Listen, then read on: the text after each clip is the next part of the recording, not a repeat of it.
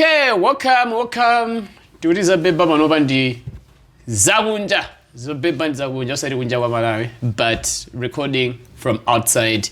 And lelo we outside. Tiliku malena aga bo ori ambili simuwadziwa. But it's a really nice space. Many mugonera, vibrant colors and very creative. My name is Dennis Iman, and this is LAB20 podcast. We're here for the Nabanga promise, Kudima conversations, Samata. And we love to bring you conversations to just talk about life, to talk about Siana. And that's why today we're here sitting down with the whole squad, crew, but we have got our guests, and can you introduce yourself? Because in time fusa ndesinofuna ndilakuyitsa introduction ndikapezoti ndalakuyitsa anthu isikavangazonje aze tell anthu amene akutonena kuti dzina lako ndoyendani. Okay, dzina langa ndi Alice Zoe. Yeah, some people know me kuti ndine Alice. Okay. Ena Zoe. Okay. But I prefer calling me Alice Zoe. Alice Zoe. Yeah. Zoe. It's also my name. Okay, Alice Zoe ndi maina awiri. Well, Zoe si matanthauza dzina limaveka ku church. Yeah, Church the true Zoe life like of God. it's the true life of God. Ndi ujeni mulungu mkatikati mwanjo. Nice. That means wewe ndiwe a true life of God. That's why you like calling yourself Zoe. Yeah. All right, cool. So Zoe, umatani? I can say kuti I'm still a student. Okay. Yeah, I'm studying early childhood development, of which I'm also studying fashion designing. Yeah, it's like, so I'm doing two things. Koma kwambiri nimabanga business. I sell clothes, Avon products. What type of clothes do you sell? Yeah, any kind of clothes. Men's, female, yeah, ladies. Okay. Yeah, kwambiri my perfumes are Avon is body lotions and stuff. Yeah, it looks like it's a business. You go tent and town in Avon, yeah? Yeah, when you have like my clients. Yeah, when you have customers, yeah. Okay. Nice. Now, welcome on this podcast for conversation. There are a lot of things. Tika kala ni boys mandoga mbila na zinzo siana. And when we're chatting in Haina, the final space and the guys and the matutsana. Like spirit ya ifeo, like as a crew LAB20 and the my debates zakuti cause ambili ndi mafana ambili ndife mafana ena ndi my young fathers ena ndi established the kind of fathers, so we've been debating kwambili on issues zokudza mainly parenthood. Yeah, personally I'm a father to and 1 year and January 10 months old, 1 year 10 months old. August 10 months plus a few days, but I just know that August should be turning 2. So yeah, it's one of those things that for the past year or so I've just been learning how to become a father. My demands, yeah, I'm a Kalapundiana, things like those. So we're like, let's just have a conversation with someone who also has a child, and I know you have a kid. Yeah. How old? 3 years. 3 years. Yeah. And you stay with the kid. No. Where's the kid now? Actually, the kid stays with my parents. It stays with your parents. Of course, this was Okay. Yeah, he calls me by my name. Sister. I don't even know. He will start crying. I want mom. And mom is not you. And I'm not his mom. Yeah. Wow. Okay, that's interesting. Yeah. So we wanted to discuss those relationship, father, kids, father, daughter, father, son, mother, son, and all those, and mainly the situations I know there are a lot of girls already at Indiana Yeah. And the Ena, okay, they've got kids while married, they stay together with bambo anawo, ena ali ndi ana samakhala limodzi but they stay ndi anawo, ena ali ndi ana but they stay samakhala ndi the kids, they stay elsewhere. Okay, what's your story like? Mwana atabadwa, what happened? Okay, where was the father? Decision yodi, okay, mfanai, ngati unodi sama kudziwa. That means unasiyana kale. Take me through, okay, what was the process like? Yeah, of course, it's a long story. I want the long story. Come on, I can just make it short. A little bit shorter, yeah, of course, I got pregnant when I was 18. Okay. You know, that was my first boyfriend, actually. Oh, wow. When I say boyfriend, I mean...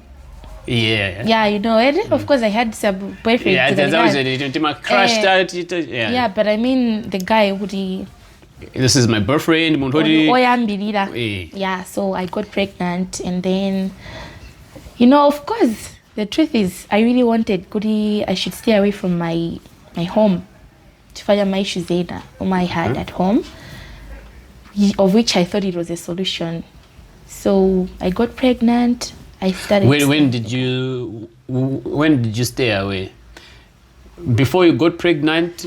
It was before. Okay, so before you got pregnant, you moved out with Yoga One. Yeah, I moved out, and you started staying where? And with Makala Ndindani? Hey, with the guy. Okay, so yes. you moved in. Cohabitation. Yeah. Mchichewa timati munachita nchato kungotenga nchato zovomerezeka kwa ujene. Yeah, no, so that was even interesting. Komano zinali zotibe madziwa aka kunali kupusitsana kana itani. Yeah, I just napeza kuti ndajuka kwathu. Yeah, staying with him. The moment napezeka zoti ndi mimba, things changed and stuff. I was in an abusive relationship. Okay. Yeah, so madziwabe mawezeka kuti pena ni matawa kunyumba yeah, like my home koma ni makhalako, I would go back to my mom's house. Kuma business oti zokhumudwisere sinanga makolo yeah, like okay, you're still young. You are 18. Why first day wajoga kwanuko for the relationship? Probably would say you were in love, you were deeply in love. I was in love, man. Yeah, like everything. This is the okay. beginning of our forever journey. Yeah, I was just in love, and I thought I trusted him. So I don't know what happened, but it was nothing tabe zinthu zambovezeka zoti zikuoneka kuti zili ma abusive yoncho. Okay, when did the signs of abuse start? Zinayamba chifukwa cha mimi, do you think kuti mwina so you fell pregnant, that's when it started kapena be it was just like one of those things kuti okay ijiji mwina from observation yako? Yeah, I actually noticed kuti munthu wasintha when I was pregnant. I'm not sure kuti anasintha ifaja mimba yo kapena jani. Yeah, like maziwabe I only noticed kuti munthu wasintha ndi mimba. All this time mwina thought kapena nali wang'ono pena so ndikakhala sini maganizo ri maybe because I was young, because but zinthu zinabe of course I would think about them kuti kaza cheating izinjani mangozona ngati zopanda ntchito but then nditapezeka zoti munthu jandukana ili mozi I saw kuti munthu wasintha tu.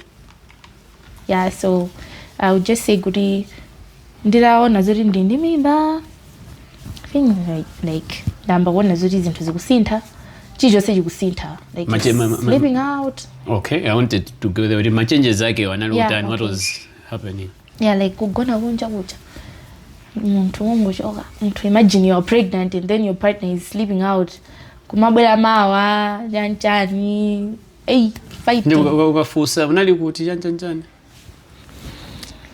ndikumbukire ngati ndinkafusa. Okay.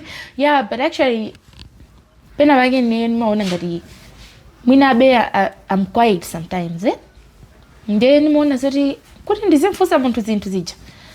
Yeah, it's just hard for me komano pena he would text kuti mwina alikumowa janchani and then he would be coming like the following day in the morning or mina pena sazibwera madzulo. Yeah, so it was like that. That was my pregnant journey. Zoti bezi na so menyana zichanchani ndi nemimba. Okay. Yeah, so it was just okay, like literally it would be physical kuti kumenyana. Yeah, like I remember ndi mimba, I've tried like maybe 3 times I've tried to commit suicide when I was pregnant. Ndimakumbukira. Kuyambirira na mwezi mankhwala. It failed. I didn't die. What? Yeah, I didn't die. Nabizikazori, I'm still fine. Ulendo wina I tried a bottle kuyiphwanya kuti ndizibayi. It failed. The other time I tried a knife. It also failed. Ooh, wait a minute. Yeah, the thing was ndakhumudwisa makolo anga. Like ndokumana ndi zinthu zoti zokhoma chanchani. You know, I cannot go back. You understand that? Did you try? Okay, kuti izizamba kuchitika. Cause kumambira kujanira ndi nthawi nake umabwereraso kwa makolo ako. Now yes. Ukabwereramo. What was response yawo? It was like kundira kuti ndikuzacheza. Not as in ndabwera kuti yeah, not as in kuti I should stay kukhala. They would even ask kuti zivita ndi wanu. Okay, where did you explain to them kuti koma kwathu kuti situation yake tu ineyo imene udu someone That's the thing. I was afraid. Afraid of what? You know, basi zina zoti makolo anga akhumudwa munthu kati kabimba mwana. They are disappointed. Ana akhumudwa, so I was afraid kuti. No, but what I believe in is chinthu chikachitika. Yes, disappointment ikhalapo. Kukhumudwako kwachitika. But then also comes acceptance kuti okay chachitika but based on the situation imene ilili we need to accept kuti zachitika and then look at my options with okay what would be my options abwino oti athandize situation imene yachitikira. Yeah, of course that happened.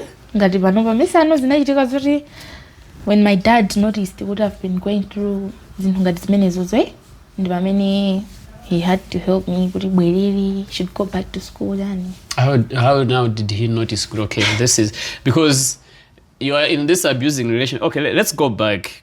You are there, you're staying together, you're pregnant. Okay, let me just understand. Mukali mods, when you said to your partner, hey bro, it looks like I'm pregnant. What was his response? Because that's where you actually start knowing. I think by Jenny, when I did the mods, response many that time you're reporting. Actually, it was just fine. I don't know what happened. Because it was just fine. He even told me, okay, now I couldn't buy my CE. Okay. Yeah, I'm going to boy. Yeah, so he said, Zabobo, zibita ku school lenchan, I'll be providing. Dina amba di school ija. Naza siyaso ndoti mimba ita kauri ya ule. Yeah, mabiza ndaroba, chan. Komano be, katika rimu, zitu zinangu sinta. Just from nowhere. Guy, me too, I don't know what happened. Zinangu sinta. So, kujoga, komano najoga ndoti mpaka na pamene ndinka mwana nkabadwa ndi watu. I really didn't want to go back. Ninkafuna ndingokhalabe watu kuti. But then anambo ndibanga kuti zipitani makhala mubwerere. This is kwanu kwa makolo ako. Yeah, kwa makolo anga. So you moved from kubanja basically. Unakakhala kwa makolo ako. Yeah. Mwana nakabadwira. Konkwe. Uli kwa makolo ako. Okay. Yeah, because it wasn't nice. Ndili mimba nimapezeka ndikungodandaula, trying to kill myself. Nde bali apalanthu ena amene anandithandiza zoti ndishokeko. I should go to my parents' house. So I went there. Mwana ujata akulako pang'ono. My parents said, you have to go back. Mzukali ya mwana ndi bambo ake. So I went there. It was worse. Okay. Yeah.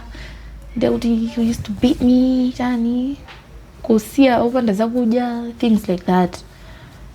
Yeah, but then he was cheating on me with a lot of girls, of course. With a lot of girls, not with some girl. Not just one. Kumano asikana ambiri. Ndeno be ka majority mutu wanga munalibe nthawi imene, you know, I was 19. I was 19. 19 then old. Yeah. Ine wambiri chomwe chimandowa wachinali choti I actually thought kuti, you know, ndangotenga mimba, mutori he broke my virginity, I have a kid, like who is gonna love me like this? Siningapezesa mwina mamuna wina ndikonda with a child.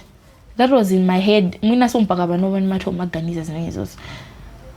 Ndezi nkandiwawa. Ndimapezeka sori ndimagwira phone yake. Like ndoti cheating ene yose yomwe achitika ndimagwira abe kuti munthu is cheating on me. This. Yeah, so chomwe ndinapanga ineyo, of course I started zama business zingati kale. Ndimapezeka boti ndikapeza kandrama ndodeti zinthu kuti ma sleep on chani. Yeah, I'll be hustling and stuff. Ndipeze ndoti akhaurora sana ndisikeza kudya sinimadandaula. So yeah, ndimakhala ndazibale yake. Kumakhala he would maybe sometimes kutenga redecoder nyumba kwasiya kuchibweza. It was just fun. Oh wow. Okay. Yeah, that's like okay. Muntu okay. Analibe nazo ntchito. Amayanka mafoni azibwezi ali ndine in the house. Ndekuti azinimenya. This other time my mom told me kuti okay, it happened kuti kwamwe tinayamba kukhala. The neighbors anali jibale ndi akula wa masteni bambwawo. I mean amunawo anali zibale ndi ababa kumene koko. Ndiye titaziwana anthu achabe amandikonde. Ndamvisa zoti zinthu zija zingamachitika. Iwo waja namena mauza anthu akwathu. Kozi neyo sinimanena. Okay. Nwa andimenya chani mangozisiya. I wouldn't tell my parents kuti kuno ndikumana ndiza kuti samadziwo bambanga samadziwo. Mwinabe anthu ena ochepa. Omwe ndimakhandi kuwauza ube kuti ine ndikumana ndiza kuti zakuti. Yeah, and then atsikana achabe anangondithandiza kuti maneighbors achi kuti ndizipemphera. Like amanditenga kuti tizingokhala tibeti kutaisa nthawi. Ndezi tapezeka zoti mayanga tamva. She told me kuti uzibwezera because you know sikonakaza kupha. For serious tinakaphanani. Okay. Ine beating me ulendo inaka remember nandimenya Museu, that guy. Museu re kundi nikukhuza Museu murala. Wait, what happened? Museu like hey guys, relationship yo head. Zinachitika ndizoti he was out and amapezeka zoti nthawi zambiri like I said amagona kunja yani. He would come like in the morning or when amuna usiku wambiri. Angoyamba basi. Iwe ugona angoyamba hapo. Like kuti akumenye basi. Yeah, I don't understand. Amangobeza zoti wayamba hapo. Okay, was it ukakhalewe, do you think it was maybe influence more or what? Was there something like wrong maybe with him mentally? Maybe mentally. Kuma okay, like more sichintu yoti ngamachina mizili. Okay. You know, kumano muntu mmoja mwina umangoma kuti ulikale ndizolinga kuti upange china chake. So umama kuti mwina umuntu usakupeze kabini. Kuma siningane kuti chifanya more. This guy, he was just toxic. Nde basi ambizika zoti kundimenya choncho. Like this time around anandivulaza kwambiri. When I went to the hospital anakana undithandiza, they said they wanted a police report. Yeah. So I went to police kuja. Then a police ajabe na ndichidu kuti mwana ndo angono jani muntu ntimwirani abweri like ku victim uno kumene kowe. So tinabanga nachitoka kwasiya the kalata kwa kunchiro kwake because he wasn't even at home. Nango kabasira muntu kunchiro kwake atalandira anabwera tinakakamba. So anthu aja anapanga zoti ampange arrest na inoti kumangani for muntu inde mwamuzuza. But I said no, it's fine musambangi. I just wanted help kuti report ningotenga report akandithandize. Yeah, musambangi. So it was like that. Bas went back home. He was even worse. he was worse than before. Ndoti nakumana nazo ni baby daddy, that one. And what was the moment that you decided, this is I think in Nazo? What did you do now? Because one is kunena kwa makolo ako akumvela kwa anthu ena, and then I was okay, uzingozimanga defend basically ndekuti. Yeah. Koma they told you kuti still khala ni konko. And mwana ndoti analibe akanali ndinu this time. Yeah. Nthawi imeneyo ndinapezeka zoti ndachoka. I went to stay with a friend. Ye uja anapita kwa mkolo anga to say ine ndachoka njani. He apologized. I'll change njani. I thought kuti ndi munthu mwina asinthe. I went there kuma sana sinthe. Nakalasto ndoti atazira zavuraso kwambiri. Kamwana kaja kanapeza kuti kamba kudwala. Ndoti yapo kali ndi 6 months. Kanamba kudwala. And zoti munthu oti samapezeka pakhomo amangogona kunja chani. Ineyo ndoti I was even afraid to tell my parents kuti mwana wadwala kwambiri chani. Ndinauza anzake, just a few friends. I mean wazo zoti they are close. Kuti mwana kudwala koma sakuzika kuti ali kutiko. So I remember one of his friends anatumiza drama kuti mwana mbire naye kuchipatala. The other friend anajita sonduzo zoti he should come home zaringiza kuja. It was just I said kuda it's fine. Ndi pamene nanyamuka. Zina ndopya because kamwana kukana dwala kwambiri. So I went to kwa Masteni. I met my brother wina wake ndi nesi. Ndiara mwana ujana ndimangore. This is serious. Tieni kuti kusentro.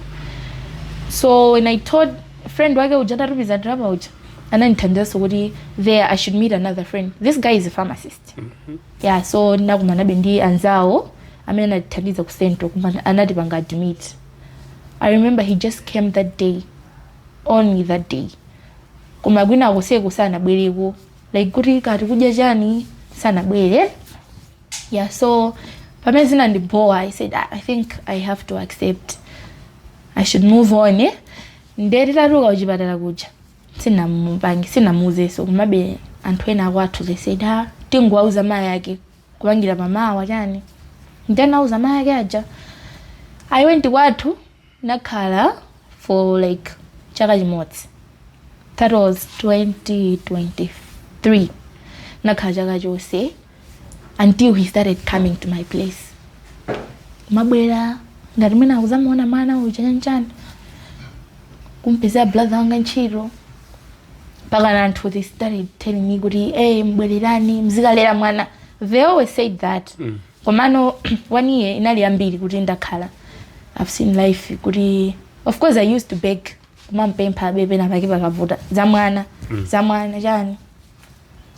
Komano that was ndoti 2023 in November he started coming kuzauza mayanga kuti I've changed fuzikalera mwana yutose chani. Anthu be anandikakamizabe ubwerere kachike naswe upite. I didn't trust him because zinayizodabwisabe kuti inu how can he just change sanga sinthe najikabe murumanga kuti sanga sinthe. So I told myself kuti ndibwererana naye because people were saying so kuti mwana mene azikula ndi both parents. 2023 in November we went to Kunzuzu. Ananabiza ntchito Kunzuzu. So okay, like kulibe weneyo azibale yanga Kunzuzu. Yeah. There's no one. Tinapita. The man I had tinatsigula kashovu kena kake. Cause beli mabanga beli ma small things Namba school. Cause I really wanted to go back. Namba so for 3 terminal. Ndori makabe busy ndikaluka ku school kuja makandi ku kashovu kacha. Like enough kunabwera nzanga. She was selected gundi kujani. Okay, anali kunzoni. Anamba kunzoni. Yeah, so I was just like bola. She was my friend, my good friend Kunzoni kujari majeza jani. So mene kuja. Sis muntu uyo sana sinthe. amandipanga bizakizo. Komano this time around I went there ndi ntima kuti chifukwa choti mwina kwathu I cannot stay there. Mwina ndinabereka mwana sindingamakhale nawo, mwina ndimachitisa manyazi and stuff. So I had to go there kuti ndingokhala ndipange school ndikamaliza I'll leave. Yeah, so you know ndinali focused kwambiri ndizo za school zo. Yeah, so makhabe kama kuzuzika komweko, you know.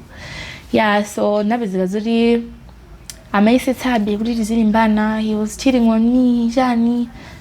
Koma nthawi imeneyo nali kuti ineyo ndazipasa kale mtendere sindiulimbana naye. I was just there kuti mwina mwana azikula ndi mai yake ndi bambo ake. Yeah, so I was there. Nasiya sozogwira phone. Okay. Ndinasiya. I was like, good, I had to break it. Somebody we saga. Kudili party. Ndizingokhala near, I should be happy. So I was actually listening mwana wake wina oti wankazi wine. Okay. Nakhala. Oh, okay. Mwana wankazi wina yo azina anabadwa liti. Ndi mwana wangu yo. Wankulu amene pano pamina he must be 8. Oh. Namba so kumulera ndi mimba mweti.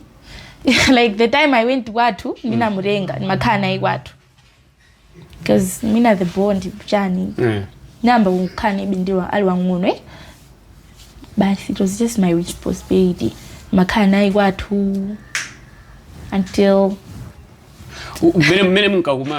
mene mkakumana with the guy. You already knew kuti alidi mwana wina and all that. Ndinazidziwa. Nadziwa mojedwa chabwino. Komano nthawi yaseyo ni madziwa zona ndifana. Okay. So you knew and you accepted it, bobo chan.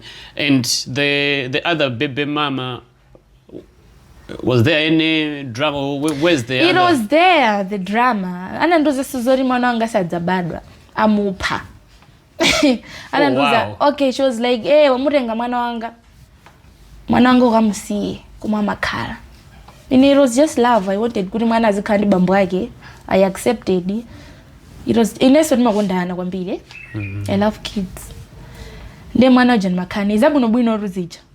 And she was jealous kandijani, I don't know. And she was like, "Hey, mwana wanga sangaledwe ndi step mother. Hey, you know, madzali mimba mako, I'm capable of kwacho some." Anando pyeza za mimbi.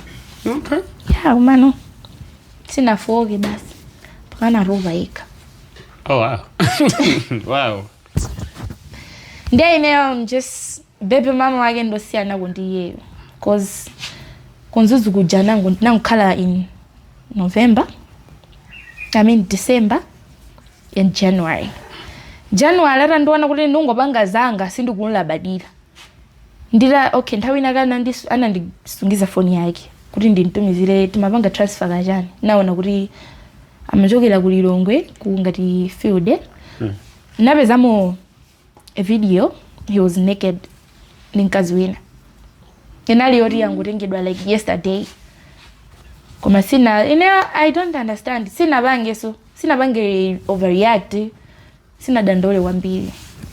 Nango mzori, if it's what you want, it's fine.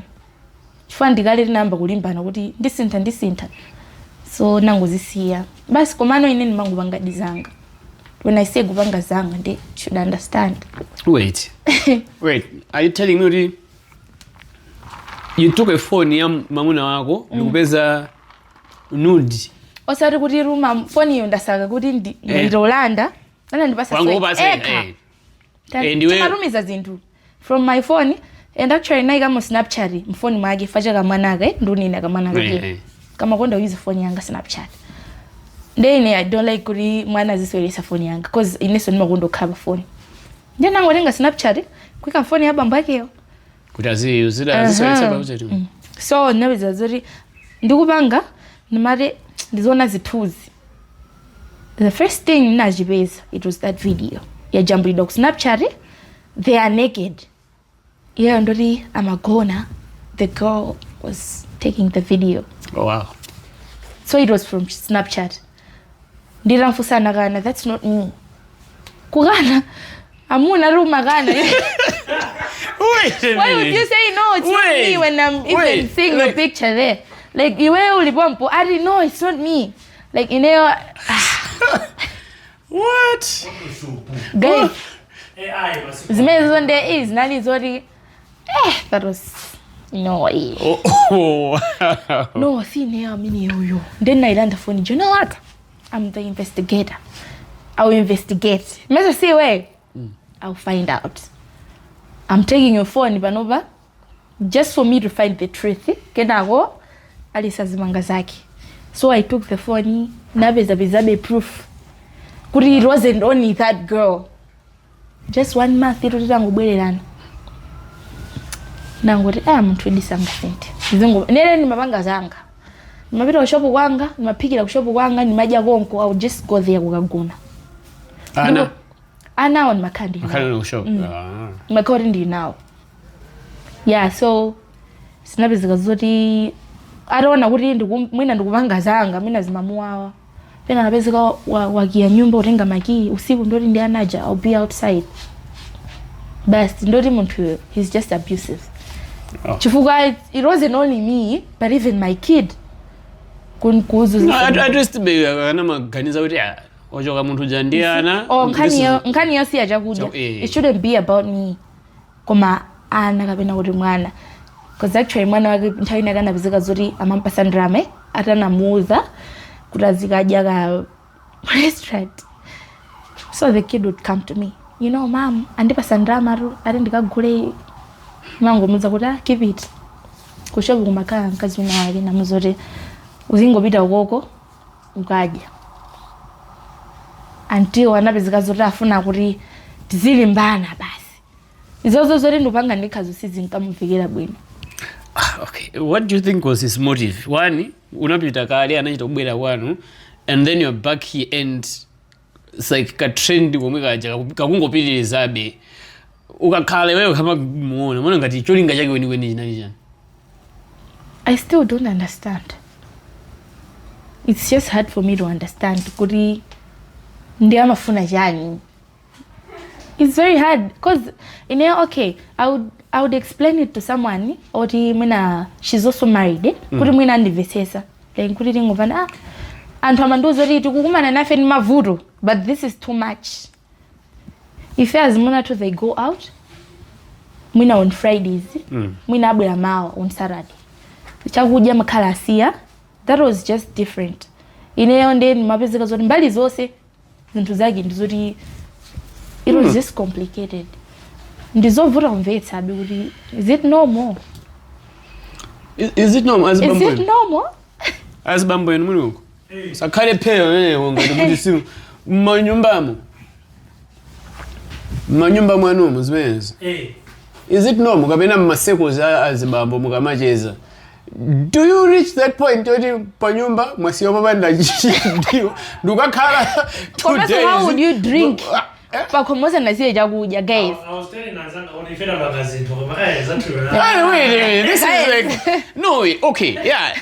As a man you still have Timadinan Chinyamada. Umamanga business zake za Chinyamada, which at the end of the day you still remembered, hey shit, I think it was messing up. But then how does one keep doing it? Kenago muntu jandi kujo kenago ndikupita and kwa yeye feels it's okay to. Is it normal? No, that's abnormal. It's not normal. That's abnormal. Because okay, muntu yeru agaoneka pamasora maoneka ngati ndofata. People would say iwe ndamenoli ndivuru. People would say that. Pamene neo like seriously muntu yo, he's my first guy, I don't know cheating. Sindikudziwa kuti antuga ya mu industry mu zimarani. Chifamina naga colori, I had someone mwina ndinanga kubwelele. But then he would even be accusing me of kuri wacheza ni nyamara. Chani. You see? Komano it was just anafika body wandipanga no hagi at WhatsApp. Aziwona zomwe magazine. Whatever you're saying, and then that time nalizori I'm complaining to my mom. Mayanga usata wawe. Kuma ngati mkazi wa sister wa bambwanga. Kuma amene wone timamvana. Timajiza bengati, timamasukilane. So ni mauza jani. Antwena so ni mauza. people would say ena be amatika zivilira. People would say banja ndi choncho zivilirani ena mwenera mujoki. Okay, wait. Pamene poti kazivilirani iweyo kamafotokozera mavuto ako, have you ever met azimayi ena ake kuti amakuza kuti ayi ase ifeyo zimachitika zimene zozo koma timakhalabe basi ndimene zilili, like for them it's like a norm, and I'm use example yawo yayiwo zimene akupanga ndikuza kuti ase izizi nzabwinobwino. Like I said, anthu amanduza zoti timakumana ndi mavuto, but this is different. Chifukwa munthu sangama kumenye kukusiya upanda zakudya, cheating on you, all that paliana chani, it wasn't normal. Anthu ambiri amanduza zoti this is different. Yeah, so palanzanga ena amene ananduza zoti you have to move on. Komano sena ngabe mantha ndipita kuti mwana ndipita nditani, like so ukoko ndangokhala ku like ndeuti December ndi January. In January zitavuta zakanika kuti ndimangopanga dizanga kuyankhula nawo umangokhala kuti mwina ango ndifusa ngati wandifusa chinthu ndimuyankhe koma siti machira like ngati banja kuti mkhala kasunkhani umakamba nkhani yanchanchani. Apopo naye kuti I made up my mind kuti ndikungofuna ndiphunzire, ndikamaliza school I will definitely leave ona until anazachita ujoga. He told me kuti you have to leave my house, and I said kuti if you want ujoge ndiweyo. Fine, you brought me here. Siningakhala life yoti ndizingoti ndabwerera kwathu ndabwera kuno ndapita. No, I'm here, I'm staying. If you want joga ndiweyo. Ndena jogadi. So pojoga analemba message kwa maya anga nasubani kuti alisi amangopanga zake chani siti kumvana anazibhagira mbali yake. So I'm leaving her. If anything happens to her, I don't care. So my mom was like, he's the one who came kuzanira ndikujoka naneso kujoka kwathu kupita kunzuzu. So my mom was like, auze bambo yake ali ndi bambo yake ineyo izizi ati mena nkamuze yoncho ankaona ngati aupa, but then anangopanga kope chimessage chija ndikupanga besti kwa bambo angacha ndeti bambo anga atamva zimezi jano. He was like kunzuzu kulibe mbale wange wina aliyese mwana aliyekha, what will happen? So ndinapezeka zoti ata ndichokera muja ndinakakhala kwanzanga kunzuni uja nganero anali wakulilongwe, she knew everything. Nakakhala kwa kumana muzori undibise for some time. Because my ndio makhala ndi nzako kuti ali ku school iwe ndi ana hostel mu campus. Oh wow. Okay, like mena nkachoka mona nachoka ndika mwana kakekwe kena so yona sayo ndi ndi yeah wangono So my friend was like, you know what, come. I went there namuzoti undibise ineyo. I wanted school ndayamba kali ndipitiriza ningopeza hostel because my mom tena kana zankhula kuzoti muzuwa jani mwana ekhayo abweri fa mwana enda mina kutani akuzunzika. Mwana ekhayo ndibweresereni iweyo upangeza school zakozo kuti so ndipange focus yeah. But then ndili ku ma hostels kuja bamwanga anayimba phone ndoti naye kuti ndakhako 1 week 1 to 2 weeks anandikalipira pamene pacha kodi nde he was like mamuna mama mukakamira zichana zambiri. He was angry akoma bano baino simuja jani anakhumudwe nde ineyo nali kuti ndimaganizo zoti siningabwerereso kwathu ndingokhala kunzuzu konko ndingopeza like hostel anthu amene banga safe boarding so I was there. Komana bamanga nayankhula kuti if you know kuti I'm your father, you have to come back. If I'm not your dad, stay there. You must on the block. Now ngati simukubwera ndana ndipasa some hours. You have 12 hours to think about that. So it was just like ile sidi bafudo opita ndaula ngumabe at the end not this is serious. Sidi ngabloke bambwanga. I have to go back home.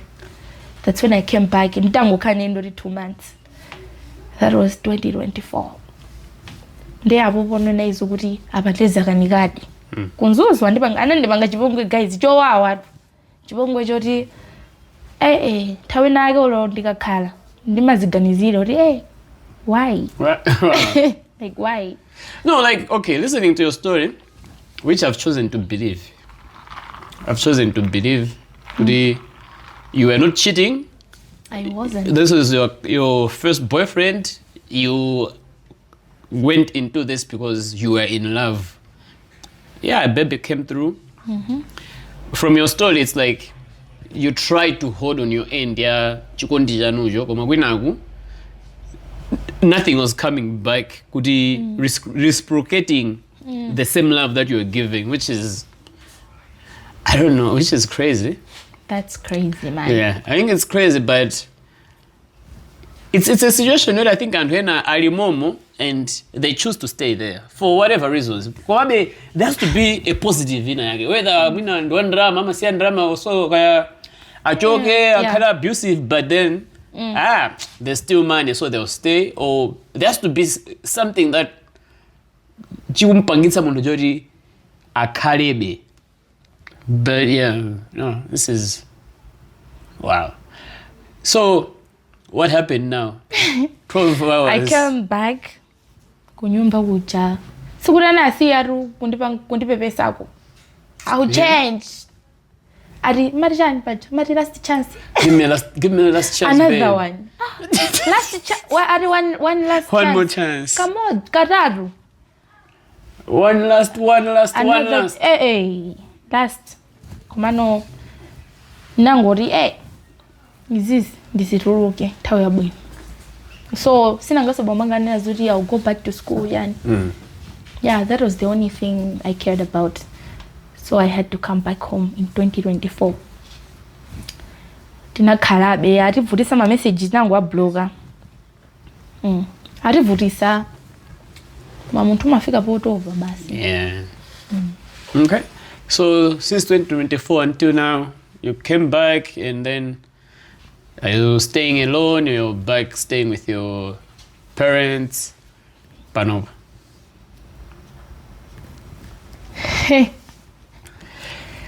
Tiuze anything? Makani magolo jabe kuti sinangati makati kutamanga jani. Yeah. Tawezina zake like the course yomeni wapangayo. Timaganyu maziwa mwana be amafuna be support ya mastin. Yeah, so I have to find the maganyu, I should work. Diga grandchiro, I should pay my fees and my child as well. Okay. And talking about child support, does Babage now remember kuti kulimfana? No. And to okay. Do you talk now that maybe Makaragantawi? Do you No. Do you know where he is? No. But you have his number. No. I only have previous chats that I kept. Okay. Fajori, okay. Dinam blogger. Fajori ntawi na yagebe ankafuna he asked kuti afuna zithandiza mwana. Okay. What happened is ndidabwera bambwanga nabanga respond to that message omwana arumizira kuti ineo if anything happens to me he doesn't care, and then I came back it. Anamuza, and actually he told me ananduza zuri ineo amene yoyo sinimafuna kuyankhula naye. You should tell him kuti bakombanga afisa bondeso. Sinanga ine ndikabwera kwathoma you still come back to uzabebesa. Nazori zimezo sakuzifuna. Bakomba wasizatani. Even everyone was angry. They said kuti olo mwana za mwana sangakanike kuthandiza mwana. So anamuza zimene zozo tawina kana zabempha kuti atafuna zithandiza mwana, of which he also wanted kuti ife tisipempha ari tizida kupempha. So ife zimene zosite mafuna tinavomereza kuti we are raising the child pomwe pakufunikira chantani neso nimaitsetsa mbali yanga kuti ndizithandize. Yeah, but then on issue of child support, as far as muntu uli naye mwana ali moyo, there has to be a way that I can be responsible for the baby. Have you tried to look for legal ways? Yeah. Why? Eneo mbali yanga I can say kuti nthawi yoti ndizikhandi kumpempha yeyo kapena kukapanga zoti kumukumbusa reminding him kuti he has a child siningakwanisi ineyo basi navomereza zoti I have a child. Actually nazisiya kuti mwana wanga azikhandi mayanga ndi bambo anga because I know kuti mwana amenera akhandi khomwe. So I'm safe and he's safe. He knows kuti this is mom, this is dad. Chili jose chomwe chimachitika, we are safe. Ine zomwe amafunika mwana azo nimatha kuzipeza. And zina my parents samapanga provide. Kwambiri so mwana ndimaona zoti love ijabe yoti aziona kuti makolo eti ine siningane zoti ndimutenga mwana sinakhazikike bwinobwino. You know bendifatsikana sanga okay. Sangane zoti mwana uja mina aone mina ndi boyfriend mina boyfriend uja atasiyana there's another boyfriend zoti bezikhoza kusokoniza mwana uja. So ngadali ndi my mom and my dad ndizabwinobwino I'm fine with that. Zobempha lesingakwanisi. So yeah ndisinanga as long as akufuna zoti nendizimpempha then ndizovuta nondini. I just accepted kuti this is my child, this is my responsibility. If anything I provide. Kazi ndiwakanditani ndimapanga provide. Kupempha konde I cannot say kuti olo yeyo kamina sadze kudali ndi mwana. Okay. Because mina azibamboyena bwezi mukumangodziwa kuti kuli mwana eti. Yeah. Kutumiza abindrama. He does it. Okay. Having gone through that, do you still believe in love? Yeah, of course. Okay. Why not?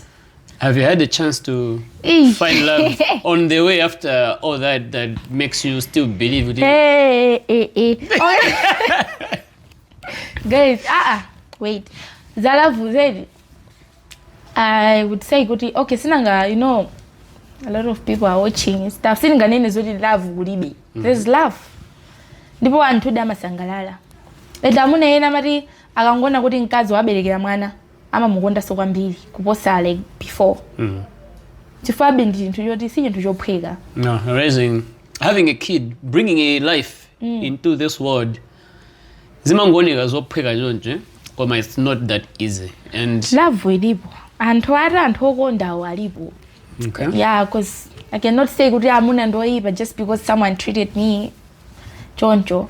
Well, you are not in the group because you have gone through this nimwana. And munachiri mba chiplaga dijano cha amuna. Aye. No. Aye. Because mwina sokula ntwena ama kondedwa so ndi mwana yemwe like the other men some sizima wakhudza so kuti munthu alikali ndi mwana they would still love you it. Ndezima ngovuta kuti antwena they are like that. Love is there. Koma love is there, yeah. It just depends on who you meet.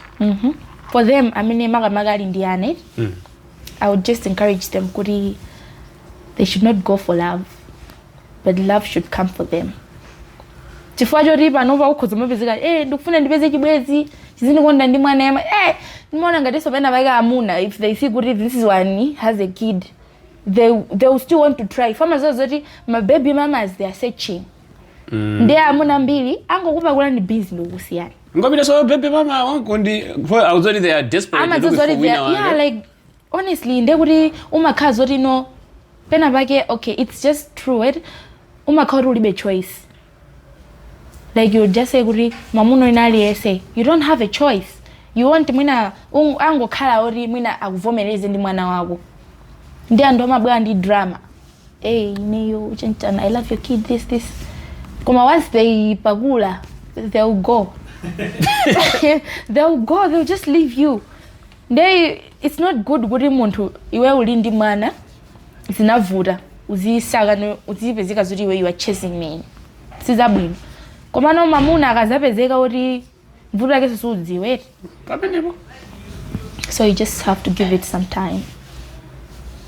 Niyo ndi I know kuti amuna they'll just say kuti this one in the baby mama and this is true. Baby mama ndi ngati uli wopusa angokuvula ngokusiya. It's like that. Okay. Wow, interesting.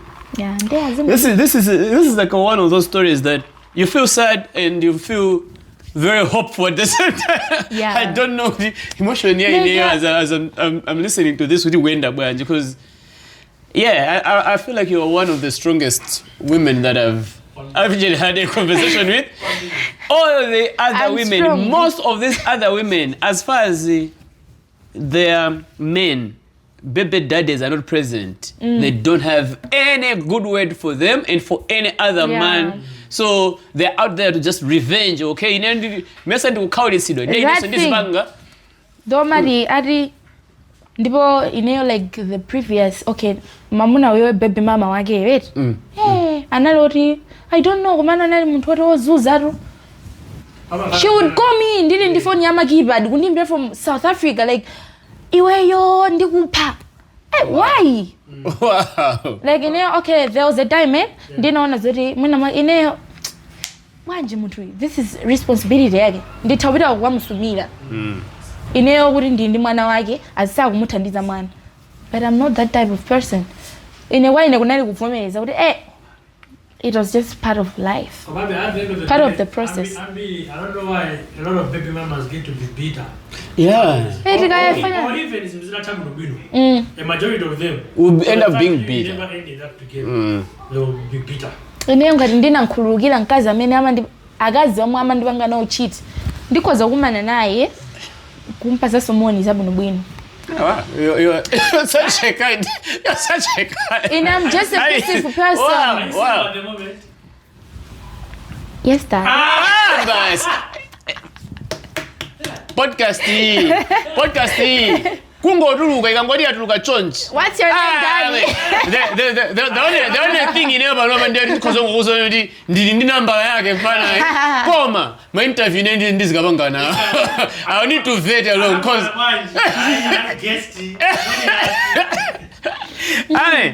no, me. I will help you vet. If this is like true, which you're giving me that vibe, which this is like so true, this is who you are, which is like very, very rare. And rare. Yeah, wow, okay. My baby mama No, there is no baby mama without the drama. Basically, that's what's there. So it's very few are there, yes, but oh wow, this is interesting. We are there. Okay. Tibe drama. Ndipo amwina swama ndisowa kuti like okay. No, that's why he kept coming back. Chilipo chimene ngati 3 times. My issues are kukoti. Panova like he went there. Kuti child justice yanchana rero guy. Which yeah, actually we wanted to bring in. I wanted to because when I heard the story, I wanted to actually call someone. Koma baba ndi manero gatwa zimene zochitika. I don't think kuti zilitekera. But that's a good story, and I think we'll be able to when they actually watch this story to get view what do they think, because they actually do the child justice and want to make sure that we can use platform to just understand malamulo amatijani. There's chikondi yomwina chatha you are like that kaya chako chimabwerera chikapanga koma the fact that there's a kid, your responsibility still remains to take care of mwanae. So we need to also titambasule mbali zimenezo. But wow, this has been an amazing conversation. I didn't expect I'm actually surprised that there are people like you who think like you and you are freely living your life and freely, happily. Wow. Nice. So, and it's a pleasure. Yeah, this is one happy soul that I've met, and single and happy. Yeah, like antu wasamadanda uli. Kwambiri so mamuna akakasa kuti kuonde guest zivomereza. I also noticed that. Yeah. Kwambiri. I think ntazambiri zizi majitika 40 we are forcing kalavu kaja kuti mwewe ukamva koma ngati kukulibeko the two-way thing sikuchitika. So ari in the Bible they say azimairi samakonde we should just respect. Amati chikondi nkupiriraso. Bible momo. Ayi koma ine ndikhani mmene wayikambira ayi ko mmene Bible mulibe I don't think zilimo. Mwina ayi. Makolo ndi chikhalidwe chawo ndamene amanena which I don't think has to be tolerated. People need to stay because they love each other, not stay because there's a baby. Yeah, kwambi. But the fact that there's a baby, everybody must take responsibility of making sure mwana akusamalidwa. That's it. I say it's been a pleasure talking to you and how baba ndeuti ya Peter, but trust me, I would want to have you again one time with a baby mama with drama. Uzakale wina side here yali sazaga mbali yake. Because for you it's like you're taking all this thing like with I don't. But many balazago they don't play around with that. And I want to find out like that guy, he's a pharmacist. Okay. Dollar bobo just. Yee. Koma ifeyo basi ndifantwa ndendele. Alright, I'm sure. Which is very likely he's gonna watch this, and when he watches, I think maybe it's gonna help him sanitize. Maybe it might be a proper sanitization, but yeah. Ajire. Yeah. Baby mama, baby daddy wa mbale watu. We hope when you watch this, it touches you somehow, and you take up your responsibility and grow to be just a responsible man anywhere that you are. He should be somehow queener. Yeah, and anywhere. Not like baby anymore. Anywhere that he is, he should just be a responsible guy. All right. Ladies and gentlemen, like we say, we're here for real conversations with real people. Not sugar-coated conversations, not because it's trendy, no, but because we want to talk about issues that affect real people every day. Could you say? 1, 2,